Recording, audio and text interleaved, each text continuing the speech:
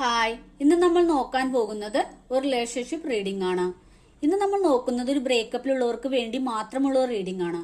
നിങ്ങൾ സ്നേഹിക്കുന്ന വ്യക്തി ഇപ്പോൾ ഏത് എനർജിയിലാണ് ഉള്ളത് എന്ന് നോക്കാം. അതിനുവേണ്ടി ഞാനിവിടെ 4 പൈൽ വെച്ചിട്ടുണ്ട്. നിങ്ങളുടെ ഇൻഡ്യൂഷനോട് ചോദിച്ച് ഏതെങ്കിലും ഒരു പൈൽ നിങ്ങൾ സെലക്ട് ചെയ്യുക. അപ്പൊ നിങ്ങൾ സെലക്ട് ചെയ്യുന്ന ഞാൻ വിചാരിക്കുന്നു. നമുക്ക് നോക്കാം.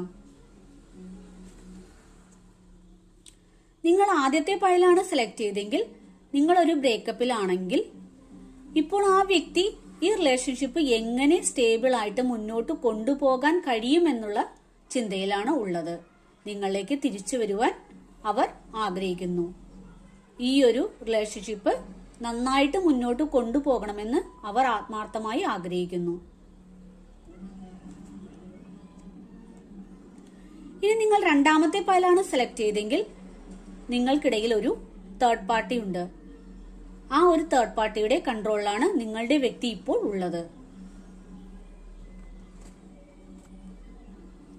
ഇനി നിങ്ങൾ മൂന്നാമത്തെ പൈലാണ് സെലക്ട് ചെയ്തെങ്കിൽ നിങ്ങൾ സ്നേഹിക്കുന്ന വ്യക്തി ഇപ്പോൾ നിങ്ങളുടെ റിലേഷൻഷിപ്പിനെ കുറിച്ച് ചിന്തിക്കുന്നത് ഈ റിലേഷൻഷിപ്പിന്റെ നല്ലതും ചീത്തയുമായ വശങ്ങളെ കുറിച്ചാണ്. ഇതിൽ നിന്ന് മൂവ് ഓൺ ചെയ്യണമോ അതോ തുടരണമോ എന്നുള്ള ഒരു ചിന്തയിലാണ് നിങ്ങൾ സ്നേഹിക്കുന്ന വ്യക്തി ഇപ്പോൾ ഉള്ളത്.